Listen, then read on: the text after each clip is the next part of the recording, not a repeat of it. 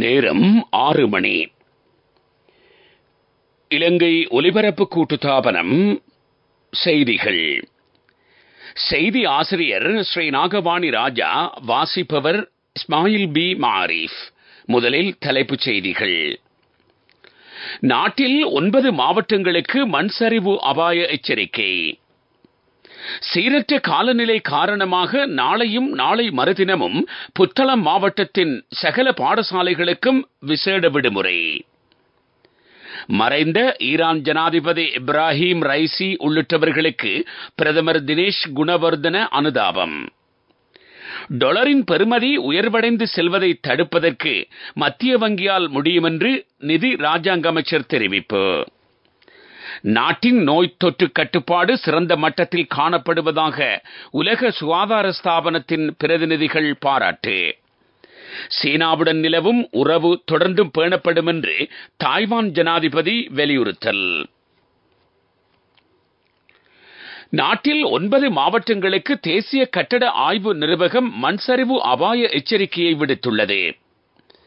அதன்படி கொழும்பு மாவட்டத்தின் சீதாவக்க மற்றும் களுத்துறை மாவட்டத்தின் மத்துகம பிரதேச செயலாளர் பிரிவிற்கும் 2ஆம் நிலை எச்சரிக்கை விடுக்கப்பட்டுள்ளது.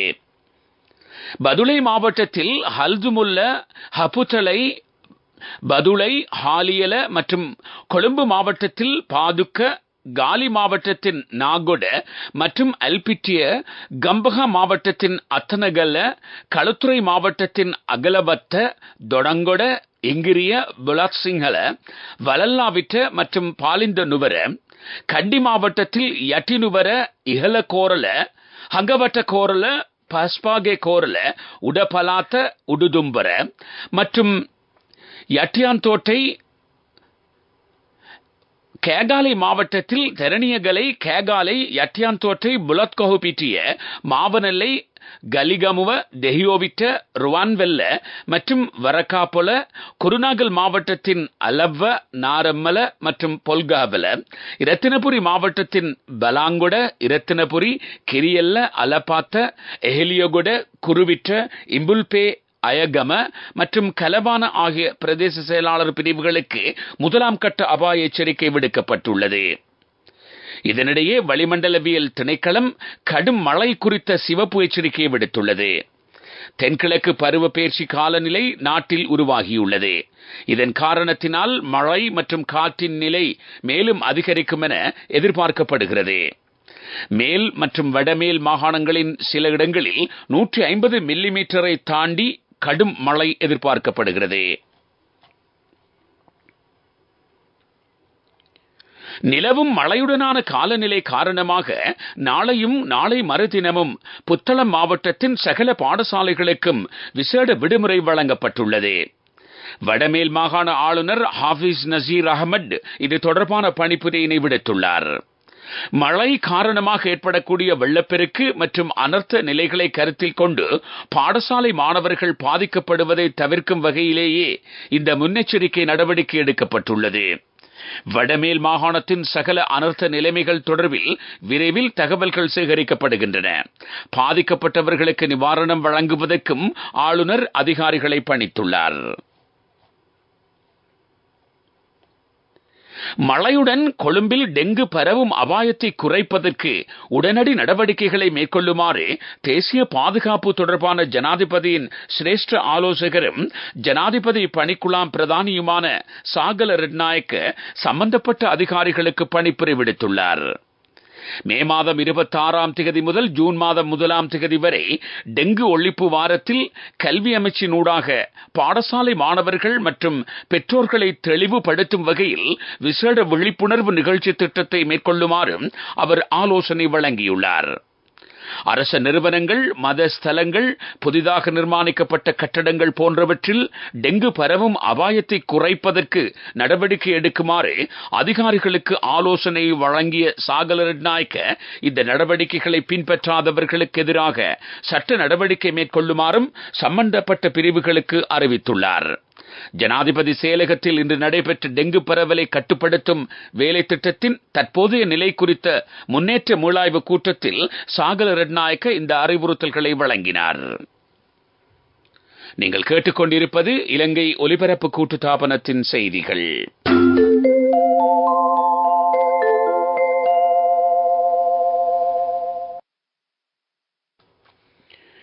ஈரான் ஜனாதிபதி இப்ராஹிம் ரைசி உள்ளிட்ட விமான விபத்தில் உயிரிழந்தவர்களுக்காக பிரதமர் தினேஷ் குணவர்தன தனது ஆழ்ந்த அனுதாபங்களை தெரிவித்துள்ளார். காலஞ்சென்ற ஈரான் ஜனாதிபதி ஈரான் மக்களுக்காக பாரிய சேவையை ஆற்றியுள்ளதுடன் இலங்கையுடன் இருதரப்பு உறவை வலுப்படுத்துவதற்கும் அவர் பல நடவடிக்கைகளை முன்னெடுத்ததாகவும் பிரதமர் குறிப்பிட்டுள்ளார். டொலரின் பெறுமதி உயர்வடைந்து செல்வதை தடுப்பதற்காக போதுமான அளவு டொலர் கையிருப்பு மத்திய வங்கியிடம் இருப்பதாக நிதி ராஜாங்க அமைச்சர் ரஞ்சித் சியம்பலாபிட்டிய தெரிவித்துள்ளார். டொலர் மற்றும் ரூபாவின் பெறுமதி கோரிக்கை மற்றும் விநியோகம் ஆகியவற்றினாலேயே தீர்மானிக்கப்படுகிறது. நாட்டில் செயற்படும் வெளிநாட்டு வங்கிகள் சில நிதிச்சந்தை மற்றும் மத்திய வங்கியின் கட்டமைப்பில் டொலரை கொள்வனவு செய்வதற்காக டொலரின் பெறுமதியை உயர்மட்டத்திலேயே பேணுகின்றன என்றும் அவர் குறிப்பிட்டார். தெஹியோவிட்ட பிரதேசத்தில் இடம்பெற்ற நிகழ்வொன்றின் பின்னர் ஊடகங்களுக்கு கருத்து தெரிவிக்கும் போதே நிதி ராஜாங்க அமைச்சர் இதனை குறிப்பிட்டார். சிறைச்சாலை அதிகாரிகளின் கொடுப்பனவை அதிகரிப்பது தொடர்பான கலந்துரையாடல் அமைச்சர் விஜயதாச ராஜபக்ச தலைமையில் இன்று இடம்பெற்றது. இதன்போது சிறைச்சாலை அதிகாரிகளின் கொடுப்பனவு தொடர்பில் முழுமையாக மீளாய்வு செய்து போலீஸ் அதிகாரிகளுக்கு சமாந்தரமாக கொடுப்பனவை அதிகரிக்க அமைச்சர் இணக்கம் தெரிவித்துள்ளார். அதுவரை 15,000 ரூபாய் கொடுப்பனவை உடன் வழங்குவதற்கு அமைச்சரவை பத்திரத்தை சமர்ப்பிப்பதற்கும் நடவடிக்கை மேற்கொள்ளப்பட்டுள்ளது. எதிர்வரும் வாரத்தில் அது தொடர்பான நடவடிக்கைகள் இடம்பெறும் என்று அமைச்சர் விஜயதாச ராஜபக்ச இதன்போது குறிப்பிட்டார். பிரதான செய்தி வழங்குவோர் ஒவ்வொரு வீட்டிலும் இருக்க வேண்டிய வீட்டு வைத்தியர் சித்தாலேப.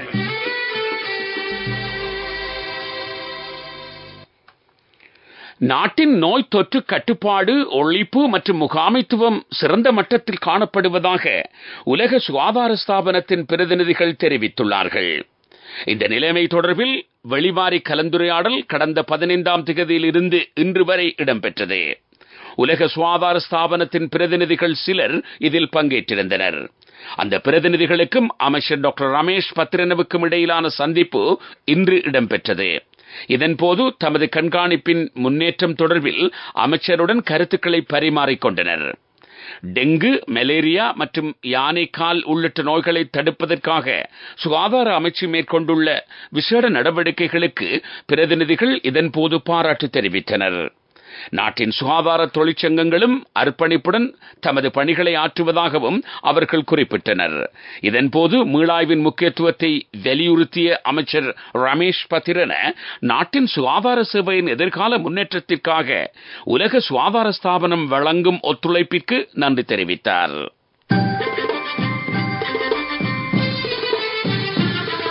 பிரதான செய்தி வழங்கியோர் ஒவ்வொரு வீட்டிலும் இருக்க வேண்டிய வீட்டு வைத்தியர் சித்தாலேப. உங்கள் கவனத்திற்கு நிலவும் மழை காரணமாக வெசாக் வெளிச்சக்கூடு உள்ளிட்ட வெசாக் சார்ந்த பொருட்களை விற்பனை செய்ய முடியாதிருப்பதாக வர்த்தகர்கள் தெரிவிக்கிறார்கள். தற்காலிகமாக நிர்மாணிக்கப்பட்ட இடங்களில் வெசாக் வெளிச்சக்கூடுகளை விற்பனை செய்வதால் மழை காரணமாக பாதிப்பு ஏற்படுகிறது. கடதாசியினால் தயாரிக்கப்பட்ட கூடுகள் நீரில் நனைந்து சேதமடைவதாகவும் அவர்கள் தெரிவித்துள்ளனர். இதனால் தமது வாழ்வாதாரத்திற்கு பாதிப்பு ஏற்பட்டுள்ளதாக விற்பனையாளர்கள் தெரிவித்துள்ளனர். இது தொடர்பில் உரிய தரப்பினர் கவனம் செலுத்தி தமது தொழில் நடவடிக்கைக்கு உரிய ஒழுங்குகளை செய்து தர வேண்டுமென கோரிக்கை விடுத்துள்ளார்கள். உலகச் செய்திகள்.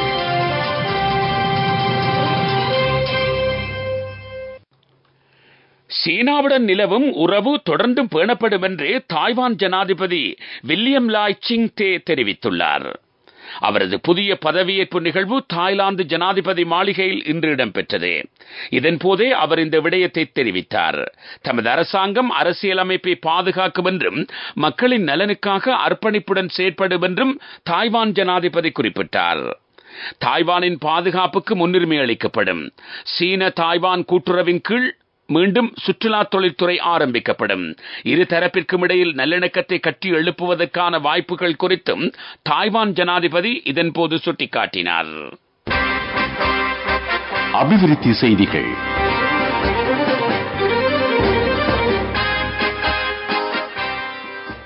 அமைச்சர் டக்ளஸ் தேவானந்தா மற்றும் முல்லைத்தீவு மாவட்ட மீனவ சங்க பிரதிநிதிகளுக்கும் இடையிலான சந்திப்பு யாழ்ப்பாணத்தில் அமைந்துள்ள அமைச்சின் அலுவலகத்தில் நடைபெற்றது. இதன்போது அவர்களின் வாழ்வாதார மேம்பாடு தொடர்பில் அமைச்சருடன் கலந்துரையாடப்பட்டுள்ளது. அத்துடன் மீனவர்கள் முகம் கொடுக்கும் பல பிரச்சினைகள் தொடர்பிலும் அமைச்சர் கவனம் செலுத்தினார். அவர்களின் பிரச்சினைகளை தீர்ப்பதற்கு உடன் நடவடிக்கை மேற்கொள்ளுமாறு அமைச்சர் அதிகாரிகளுக்கு பணிப்புரை விடுத்தார். விளையாட்டுச் செய்திகள். 2024 லங்கா பிரீமியர் லீக் கிரிக்கெட் போட்டிக்கான ஏலம் கொழும்பு ஹில்டன் ஹோட்டலில் நாளை நடைபெற உள்ளது. இதன் பொருட்டு 420 உள்நாட்டு வெளிநாட்டு வீரர்களின் பெயர் உள்ளடக்கப்பட்டுள்ளன. வீரர்களுக்கான ஏலம் 18 கட்டங்களாக இடம்பெறும் என்று ஸ்ரீலங்கா கிரிக்கெட் நிர்வாகம் தெரிவித்துள்ளது. வர்த்தக செய்தி அனுசரணை. பட்டதாரியாகும் போது, திருமணத்தின் போது, குழந்தை பிறப்பின் போது மற்றும் 25வது திருமண ஆண்டு நிறைவின் போது 50,000 ரூபாய் வரை விசேட அனுகூலங்கள். மாதாந்தம் 12,500 ரூபாய் வீதம் சேமித்திடும் ஸ்ரீ சேவிங்ஸ் சாம்பியன்களுக்கு மேலும் பணப்பரிசுகள். சியட் கெலனி ஹோல்டிங்ஸ் நிறுவனம் இரத்தினபுரி மற்றும் எல்பிடி பிரதேசங்களில் உள்ள 4 பாடசாலை மாணவர்களுக்கு தேவையான உபகரணங்களை அன்பளிப்பு செய்துள்ளது. அந்த பிரதேசத்தின் ரப்பர் உற்பத்தியில் ஈடுபடுபவர்களின் பிள்ளைகளுக்கு முன்னுரிமை அளித்து இந்த நடவடிக்கை இடம்பெற்றுள்ளது. இதன் மூலம் 236 மாணவர்கள் பயனடைந்துள்ளனர். பட்டதாரியாகும் போது, திருமணத்தின் போது, குழந்தை பிறப்பின் போது மற்றும் 25வது திருமண ஆண்டு நிறைவின் போது 50,000 ரூபாய் வரை விசேட அனுகூலங்கள். மாதாந்தம் 12,500 ரூபாய் வீதம் சேமித்திடும் ஸ்ரீ சேவிங்ஸ் சாம்பியன்களுக்கு மேலும் பணப்பரிசுகள். பொருளாதார செய்திகள். நாட்டின் பொருளாதாரத்தை வலுப்படுத்துவதற்காக அரசாங்கம் மேற்கொண்டுள்ள நடவடிக்கைகளுக்கு தெற்கு மற்றும் மத்திய ஆசிய நடவடிக்கைகள் தொடர்பான அமெரிக்க உதவி ராஜாங்க செயலாளர் டொனால்ட் லூ பாராட்டு தெரிவித்துள்ளார். நாட்டின் புதிய மறுசீரமைப்புக்காக ஜனாதிபதியின் அர்ப்பணிப்பையும் அவர் பாராட்டினார். காலநிலை அறிக்கை.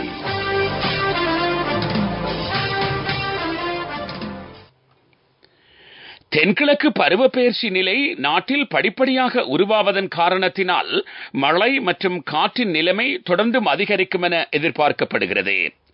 பெரும்பாலான பிரதேசங்களில் மழையுடனான காலநிலை நிலவும். மேல் சப்ரகமுவ, மத்திய, வடமேல் மற்றும் தென் மாகாணங்களிலும் மன்னார் மாவட்டத்திலும் இடைக்கிடையே இடியுடன் கூடிய மழை பெய்யும் என்று வளிமண்டலவியல் திணைக்களம் எதிர்வு கூறியுள்ளது. மேல் சப்ரகமுவ, வடமேல் மாகாணங்களிலும் காலி, மாத்தறை, கண்டி, நுவரெலியா மற்றும் மன்னார் மாவட்டங்களிலும் சில இடங்களில் 150 மில்லிமீட்டரை தாண்டி கடும் மழை எதிர்பார்க்கப்படுகிறது. நாட்டை ஊடறுத்து கடுங்காற்று வீசக்கூடும். கற்பிட்டி, கொழும்பு, காலி, அம்பாந்தோட்டை, பொத்துவில் வரையான கடற்பிரதேசங்கள் மிகவும் கொந்தளிப்பாக காணப்படும். மீனவர்கள் மற்றும் கடல்சார் தொழிலாளர்கள் இது தொடர்பில் அவதானத்துடன் செயற்பட வேண்டும் என்றும் அறிவுறுத்தல் விடுக்கப்பட்டிருக்கின்றது. காலநிலை அறிக்கை கேட்டீர்கள். மீண்டும் தலைப்புச் செய்திகள். நாட்டின் 9 மாவட்டங்களுக்கு மண் சரிவு அபாய எச்சரிக்கை. சீரற்ற காலநிலை காரணமாக நாளையும் நாளை மறுதினமும் புத்தளம் மாவட்டத்தின் சகல பாடசாலைகளுக்கும் விசேட விடுமுறை. மறைந்த ஈரான் ஜனாதிபதி இப்ராஹிம் ரைசி உள்ளிட்டவர்களுக்கு பிரதமர் தினேஷ் குணவர்தன அனுதாபம். டாலரின் பெறுமதி உயர்வடைந்து செல்வதை தடுப்பதற்கு மத்திய வங்கியால் முடியும் என்று நிதி ராஜாங்க அமைச்சர் தெரிவிப்பு. நாட்டின் நோய் தொற்று கட்டுப்பாடு சிறந்த மட்டத்தில் காணப்படுவதாக உலக சுகாதார ஸ்தாபனத்தின் பிரதிநிதிகள் பாராட்டு. சீனாவுடன் நிலவும் உறவு தொடர்ந்தும் பேணப்படும் என்று தாய்வான் ஜனாதிபதி வலியுறுத்தல். இத்துடன் செய்திகள் முடிவடைந்தன. எமது அடுத்த பிரதான செய்தி அறிக்கையை இரவு 9 மணிக்கு எதிர்பாருங்கள்.